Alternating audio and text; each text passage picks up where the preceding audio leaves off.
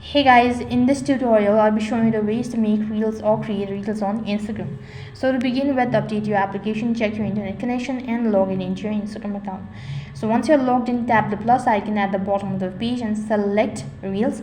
So go to your profile once you're logged in and tap the arrow icon or the plus icon from the top and select reels. Once you select reels, now you can just go ahead and record or upload your video clip. So if you want to record it, go to the camera from the top, and if you've already recorded it, then tap the draft button, or you can select it from your gallery as well. You can also use the template, you can also use all of these features, all sort of thing.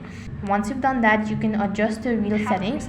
Once you've done that, you can go ahead and adjust your reel settings. You can also add music to it, you can also add text to on your clip, you can also add emojis, you can also save it and all that. You can also add clips if you want to do it so by tapping on add clip, which is right at the bottom. And if you want to edit the particular video, you can just simply go ahead and tap the edit video button, and once you're done with this procedure, tap the next button.